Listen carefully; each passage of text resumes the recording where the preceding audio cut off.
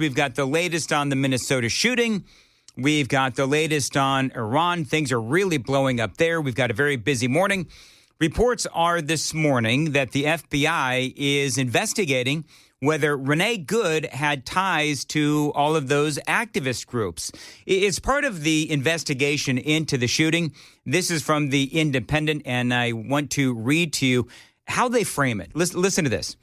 The FBI is reportedly probing whether Renee Good had ties to activist groups as part of its investigation into an ICE agent fatally shooting her last week in Minneapolis. Listen to this. Potentially giving fuel to critics who have warned the administration is trying to chill left-wing activism critical of its policies.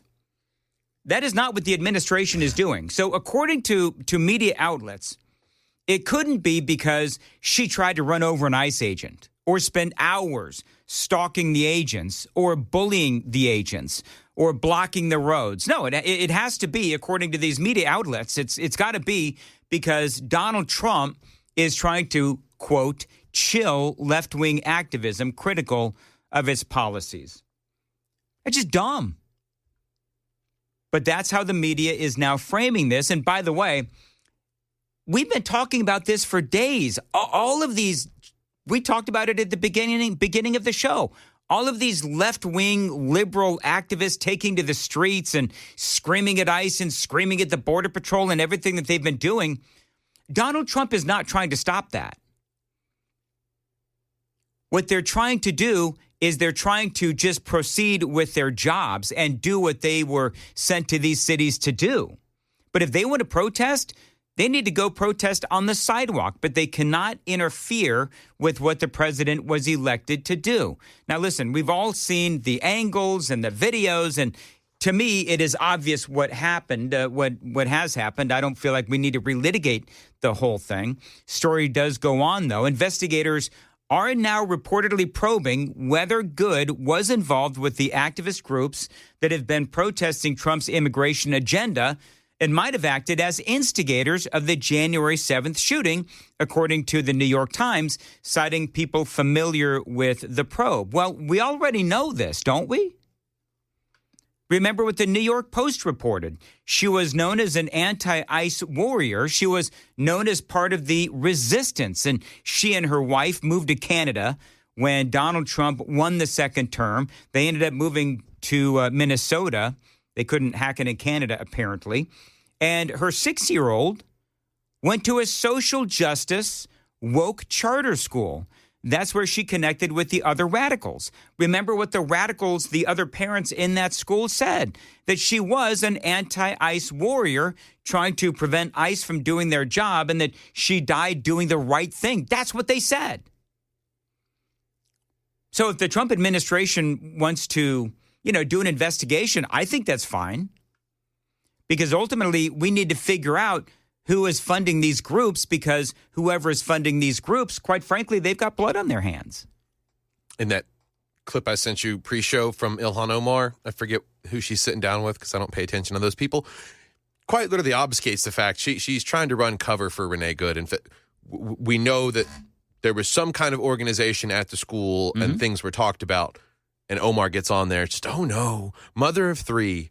Oh, she was all of that BS. Mm-hmm. Oh, please. I don't understand how an elected official like that can just go out and lie that blatantly about something. I get it when they do it. Hold on. I want to make sure you understand what you just said. I know. I can't believe an elected official would lie so blatantly about something. Did you see the Biden administration? Yeah, well, that was a different kind of line. That was propping up a vegetable that you claimed was sentient and, Sure. doing everything behind his back. And they with an also autopan. told us that the border was secure. I could go on and on. Anyway, I'll play that. I'll get that Ilhan Omar audio. I want to remind folks what J.D. Vance said the other day, torching the media, as he should, about all of this. Somebody sent me a photo of a CNN headline about what happened in Minneapolis. And this is the headline. I'm just going to read it.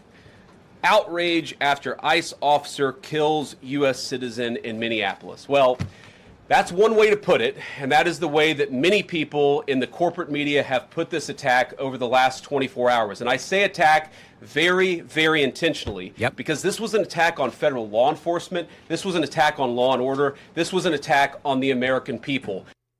What that headline leaves out is that that woman was there to interfere with a legitimate law enforcement operation in the United States of America. What that headline leaves out is that that woman is part of a broader left-wing network to attack, to dox, to assault, and to make it impossible for our ICE officers to do their job. You know, it's interesting. We were playing, Joe and Sam, earlier. We were playing the audio of Afton Bain talking about how she was harassed during her campaign for Congress against Matt Van Epps.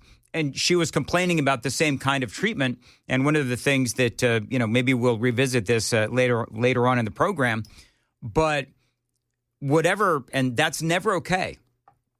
It's never okay if the left does it, and it's not okay if the right does it. But certainly, if she's complaining, Afton Bain, just to have a local angle on this, one of the things that Afton Bain says is that she was incessantly harassed, and she had threats of harassment and rape and all of these other things. And I get it. That is never okay on either side.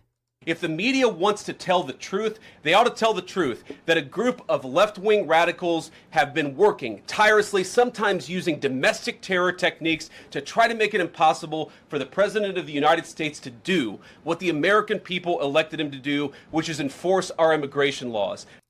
He's right. Somebody tell me where J.D. Vance is wrong. The President stands with ICE. I stand with ICE. We stand with all of our law enforcement officers. And part of that is recognizing that you people in the media, not everybody in this room. I love how it goes, you people. I love how he went to you people. But many people in this room have been lying about this attack. She was trying to ram this guy with her car. He shot back. He defended himself. He's already been seriously wounded in law enforcement operations before, and everybody who's been repeating the lie that this is some innocent woman who was out for a drive in Minneapolis when a law enforcement officer shot at her, you should be ashamed of yourself. J.D. Vance is right. You know who was trying to put that forward? Whoopi Goldberg. Whoopi Goldberg was one of those idiots that was like, and I've got the audio, she was just trying to take her, 6-year-old to school. So I've got that. I do have that Ilhan Omar audio that I'm going to play coming up next. Super text line is open, 615-737-9986, 615-737-WWTN. So this is Ilhan Omar, and I have not heard this yet. So, Sam, you said that this is old Ilhan Omar trying to cover for Renee Good and saying that, she was not a paid George Soros activist, which, by the way, we talked about that. I mean, we've been talking about this for days, about how George Soros is the ultimate funder for these organizations.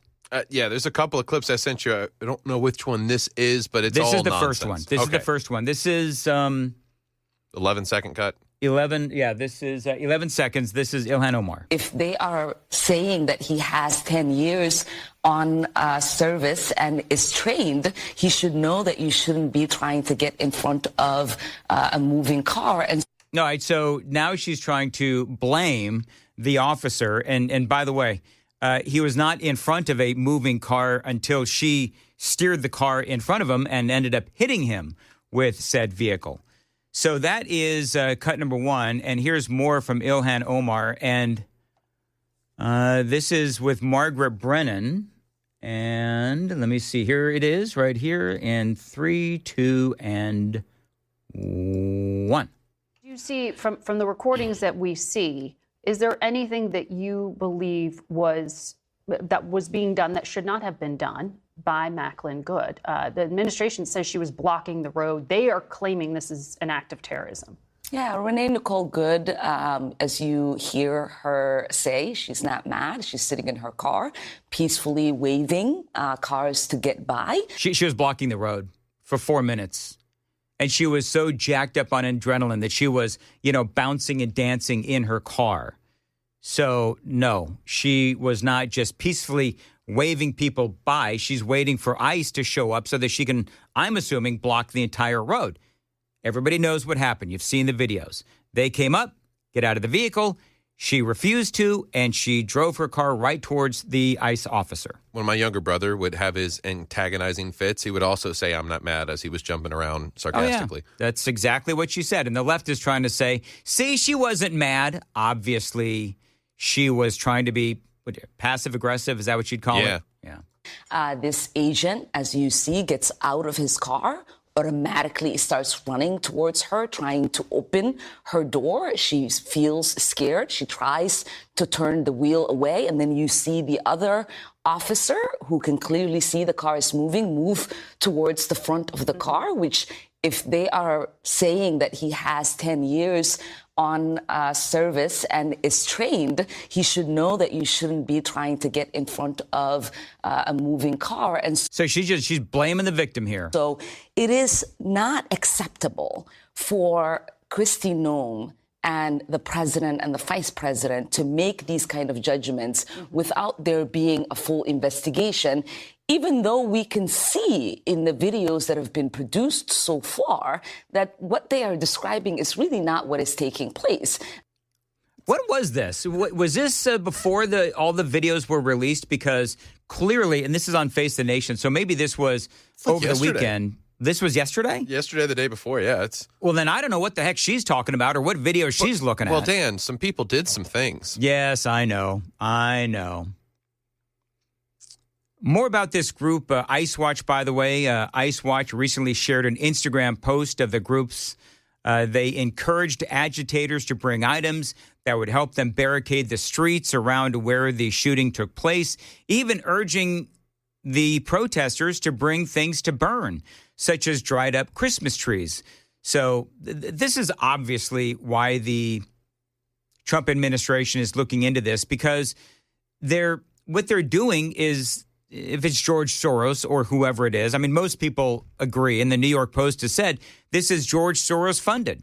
And so ultimately what they're doing is they are paying for anarchy and chaos in the streets. And then ultimately we see what happens in places like Minnesota. They say those familiar with the investigation, Trump administration, into these organizations, reportedly telling the New York Times that the Civil Rights Division of the Department of Justice, which typically investigates police-involved shootings, they have not opened a probe into whether the officer violated goods rights under federal law. The officer, they say, is not expected to face criminal charges. That's good. What the Justice Department is looking into is this wide group of activists to see just how much they've been instigating these types of situations. Because ultimately, what do the funders of these activists want? They want chaos in the streets, because the more chaos in the streets, the more it takes away from the fact that their policies are failing. And let's all be honest, what do the Democrats want? I talked about this the last several days, but I've been talking about this for years. The Democrats, they feel like they operate better under chaos, because then they can play the victims. And that's what they do. And that's what they're trying to say with this Renee Good. They say she was a warrior. She died doing what was right. A mother named Alicia, who has a child at that same school as Good's son, telling the New York Post she was trained against these ICE agents, she said, what to do, what not to do. She says it is a very thorough training. Blocking the road obviously is not smart. And by the way, Minnesota and Illinois, they're now suing. Have you heard about this? They're suing the Trump administration to try to keep ICE out of their states. They say officials in Minnesota that obviously you're going to have Tim Walz and you're going to have Keith Ellison. They're seeking to stop Homeland Security agents from deploying to the state over the objections of Governor Tim Walz and the mayors of the Twin Cities. In Illinois, state attorneys there are asking the court to bar federal agents from using the controversial tactics employed in their crackdown on the Chicago area. You know, it wouldn't be controversial if they would just leave ICE alone and the Border Patrol alone and let them do their jobs. Now, here's the question. Will these lawsuits in Minnesota and Illinois do they have a lick of merit? We're going to hear from Eli Honig, the chief legal analyst from CNN, coming up, because what he has to say did make the anchors of CNN real happy. Hey, Joan, is Joan I'm there? Yep. So what's the latest on Snowmageddon for tomorrow night? Like we haven't talked about that. We have not. So Got to just get real the quickly, fear-mongering going. So they say that it's really accumulating snow in the Cumberland Plateau. So areas west of the plateau, no accumulation. Accumulation starts, let's see, where are they looking at? Where would you consider the plateau? Like Cookville, a little bit east of Cookville. Yeah. So in this, like in the Nashville, Murfreesboro, Clarksville, Columbia, no snow. So Mount Juliet is okay and in the clear. I think so. That's what I care about. Is Mount Juliet. That's where I live. There you go. All right, very good. It's all about you, Dan. Thank you, Joan, for finally realizing that. My pleasure. Okay, 637 Nashville's Morning News on Super Talk 99.7 WTN. All right. So real quick, Minnesota and Illinois, they're now suing the Trump administration to try to keep ICE and federal agents out of their cities. Eli Honig from CNN, the chief legal analyst for CNN, says, yeah, these lawsuits have zero chance of actually doing anything. Here's what he had to say. By the way, a lot of air being let out of the balloon over there at CNN when he said this. I mean, does this lawsuit have any chance of doing anything? No, I don't think so. What they're asking, the state of Minnesota is asking a federal judge to throw ICE out of the state and to prohibit ICE from enforcing federal law in the state. There's simply no precedent for that. These lawsuits, Illinois and Minnesota both filed similar lawsuits, have no precedent cited in there. To do that would violate the Supremacy Clause, which says the states cannot block the feds from doing their federal duties. You know what the funny thing is, though? It's like Democrats don't care that there's no, nobody's ever tried to do this before. Like they don't care. They just keep flying lawsuits all over the place, hoping something would stick. The lawsuit seems to me to be just more narrative control, or like they'll find yet another activist judge to try and help them out here. We've seen that, of course, a million times. You'll also notice that the Democrats in these cities, they file all of these lawsuits and they hope for the best with all of these judges. Now, what's crazy on all of this is that yesterday we reported to you, because remember what the lawsuits are about. The lawsuits are about trying to keep ICE and federal agents out of their cities, right? Yesterday, we reported to you all of those horrific people that ICE has arrested in Minnesota, illegal aliens who are convicted of child rape, fondling, homicide, murder, armed robbery, and the rest of it. Those are the people that these lawsuits from Illinois and Minnesota are trying to protect. It is insanity. There's also the hysteria, and I'm going to get into more of this in the next hour, but there's also the hysteria over the federal government shutting out local investigators as they look into the shooting. CNN is all over this morning. So as you know, the Trump administration, we talked about this, has said, no, we will not be including state investigators into our investigation at the federal level, because obviously the state is run by Tim Walz. The state is run by Keith Ellison, the attorney general. And so obviously they're not only going to get in the way, but they're also going to try to protect themselves as well. And you just can't trust them. So no, there's no reason why the Trump administration and federal investigations should include the state investigations in their investigation, because let's face it, Tim Walz and Keith Ellison and the state of Minnesota, they'll try to do whatever they can to thwart the federal investigation. The worst case scenario is if you have two separate parallel investigations, states here and feds here. I mean, there's only one piece of the forensics, right? There's only one car here. That's crucial. There's only one set of ballistics and shell casings. Different witnesses are going to talk to different sides. It's a disaster. The way this needs to be done is collaboratively together. Yeah, but again, could these two sides actually collaborate? No. I believe that this is a clear sign that the two sides cannot work together. I mean, remember what Tim Walz said after the shooting in Minnesota and how he started blasting the Trump administration and ICE and the Border Patrol? Remember what the mayor, Jacob Fry, said? Get the F out of Minnesota? So no. And the Trump administration doesn't owe Tim Walz or the state of Minnesota anything. The Trump administration is trying to protect the people of Minnesota from all of those child rapists and murderers that they have so far been able to arrest, despite the protests from the activists on the ground in Minnesota.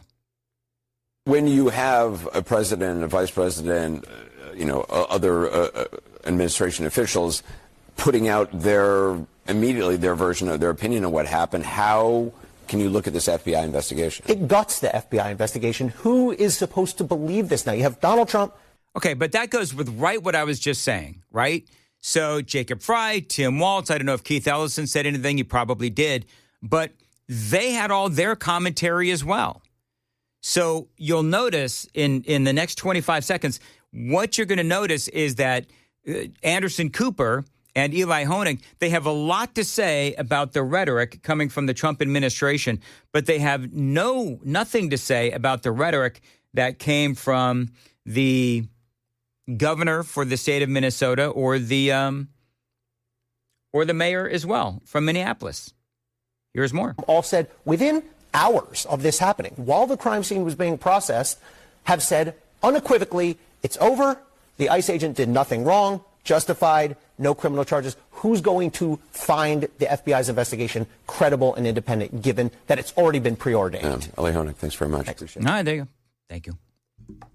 They're going to, when they release the full investigation, they're going to have a very slow-moving press conference with a structured time for questions, and they're going to have to explain it to these people like they are 5-year-olds. And even then, they still won't get it. No, they won't get it. Of course they won't get it. Because, and that goes along with what we've been talking about, which is the fact that you have local officials who are placating the insanity, the domestic terrorists that are part of their state and their electorate. So they're playing into all of the chaos that the left and George Soros and all of these people are bringing to the table.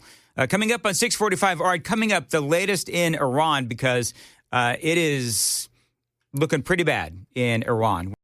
So the headline, Joan was actually reporting on this. Iran is set to hang a protester in what would mark the first execution tied to anti-regime demonstrations. Now, here's why this is important. This is important because Donald Trump has been telling the Iranian government to stand down and allow these protests to continue. And so Trump has said blatantly, I stand with the Iranian people, not with the government. So if Iran is going to execute this guy, then it's going to be a big middle finger to the Trump administration. So there's a lot here. And it's going to be really interesting to see how this whole thing plays out, because the bottom line is there's a lot going on, and whatever happens in Iran, questions are going to be asked. Okay, so if Donald Trump ends up, because he's been threatening military action, you've got the Iranians that are saying, okay, well, we want to negotiate. And my question is, and I think others asked the question as well, what exactly is it the Iranians want to negotiate? Because we're not at war with Iran. Donald Trump is basically saying that the people in Iran, they have spoken. They want new leadership. So what Donald Trump does next, honestly, it's going to be anybody's guess.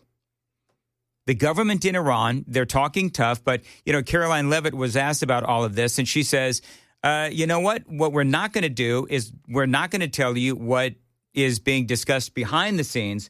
But one of the things that she says is that the Trump administration does have a plan. They're formulating a plan as to what is going to happen next. And bottom line is the president of our country is standing up for the people of Iran. What I will tell you is that what the Iranian regime is saying publicly is quite different from the messages they are sending to the United States and the Trump administration privately.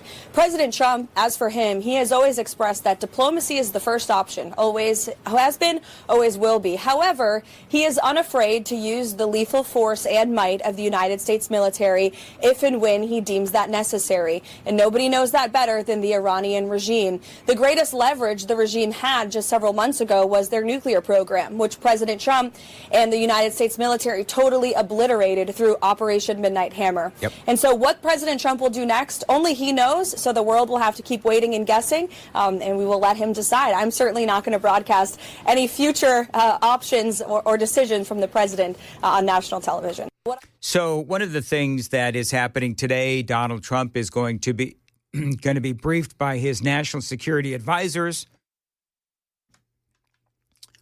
And ultimately, he's going to decide. By the way, have you heard, you might know this, Sam. I don't know, Joan, if you've seen this. Have you seen the Trump adjacent hats make Iran great again? Oh, really? No. Make Iran great again. Yeah. There is protests going on here in America from Iranians who are sick and tired of watching the Democrats placate the Islamic Republic in Iran. You know, let's not forget what Barack Obama did, giving Iran boatloads of money. I mean, billions of dollars. Joe Biden did the same thing by ignoring the sanctions against Iran. So the Democrats, they are the party that has been allowing Iran to, what's the best way to put this? They're guilty of human rights violations. They're killing people for any number of reasons, jailing people for any number of reasons as well. They're going to probably hang that person today, Joan. And so this is a guy from Iran, and he lives in America now. He's in Los Angeles, and he is yelling at the Democrats for standing by the Iranian government and allowing them to do what they're doing, which is, again, human rights violations against the people of Iran. I used to be a Democrat. I stood by you guys because you promised us liberty, justice, diversity. This is not diversity. Your silence is complicit. Democrats, wake the damn up. This is not okay. Iranian people right now, they're in prison. They're in prison. They're in complete digital blackout. How can you be silent? I used to be... Yeah, so there you go. Red hat. Wow. Make Iran great again. Those earrings are fabulous. So back in the 70s, before the Islamic Republic and that whole thing, women did not have to wear hijabs, no dress codes. Women could vote. Women could go to school. They could wear Western-style clothing. And they were very fashionable. And they had music and movies and nightlife. They had culture. Yes, they had culture. It was beautiful. The Zoroastrian, culture is always, what is it, downstream or upstream? I forget which one. Culture and politics are always intertwined. Mm-hmm. And the culture was much more Western. But then this leftist ideology infiltrated the universities and it got into the institutions. And then lo and behold, they bring about their own oppression. Well, they've got crippled economy. They don't have a lot of rights. Clearly, they're not allowed to protest, and the Iranian government is cracking down. And Obama helped Iran's government by negotiating the Iranian nuclear deal, lifting those sanctions. That gave Iran access to billions of dollars. And of course, Obama gave them pallets of cash as well. Biden simply allowed them to sell oil, gave them millions of dollars too. So I get what this person is saying. Used to be a Democrat, no more, because the Democrats are complicit in everything that is going on in Iran right now. The Democrats have emboldened the Iranian regime with power and money. The Democrats did that. Donald Trump didn't do that. It was the Democrats. That allows them to continue to oppress the people of Iran. Trump, you know what I like about Trump is he's treating the Iranian government the way that they should be treated, like terrorists. Ted Cruz was talking about a lot of this on his podcast. Would you say, and hey, Sam, let's do a Daily Dan poll. Do you believe that trying to help the people of Iran against their oppressive government, do you see that as putting America first? Because that's a very legitimate debate.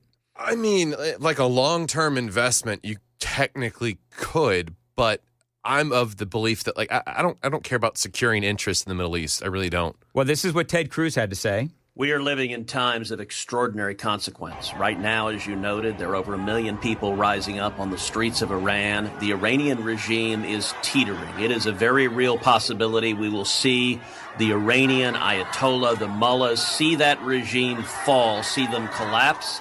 That could happen this month. It could happen this week. It could happen in the next 24 hours. It is that potentially imminent.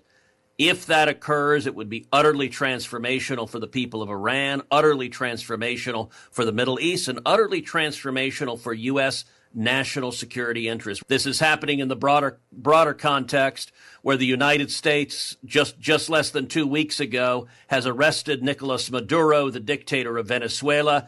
That is having a profound and I think very positive effect in the Western Hemisphere. Now, the question is, number one, could it be construed as America first? I can make the argument both ways, but I'm telling you that I'm not a big fan of regime change. And anytime there is a power vacuum, bad guys fill that vacuum. Mm-hmm. That's my worry. Now, Ted Cruz, he's right. Donald Trump is on a roll. Israel and Hamas, done. Still working out the details. There's a lot of work there to be done. But you've got Pakistan and India, Kosovo and Serbia, Cambodia and Thailand, all of the, or just some of the conflicts that Donald Trump has been able to solve, and that's to name just a few. President Trump was asked about what he wanted in 2026, and the president did say that he wants world peace. And I love that, and that's a great answer. But right now in Iran, I would love nothing more than for the people of Iran to have the freedoms that they once enjoyed. I would love to see Iran be more of a democracy, and I would love to see them not always out there in the streets, screaming death to America, but realize most of the people that are out there protesting the government of Iran are not the ones that are screaming death to America. They want Donald Trump to save them. And so, in fact, I don't know if you saw this, but last 24 hours or so, last couple of weeks, actually, there's a lot of photographs and videos of those people in Iran asking Donald Trump to save them. So Trump's in an interesting position. I don't know. Okay, so he's going to bomb some military sites. I don't really know what that does to necessarily help the people of Iran, except that it would disable their military in some way. And if Iran is going to try to use the military against the people of Iran, maybe that's the thinking. I don't know. We'll have to wait and see where Donald Trump goes with all this. What I know, though, is that, and didn't we do yesterday, Sam, didn't we do the Daily Dan poll was, do you support Trump trying to help the people of Iran? I forget exactly how we worded it.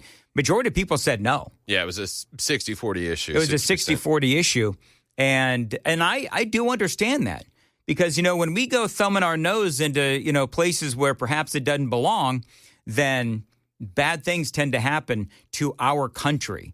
And again, I'm not going to go down the road again of a power vacuum, but if that power vacuum is not filled very, very quickly, then the people who are, screaming in jubilation because the Islamic Republic is gone, that could be filled with something perhaps even worse.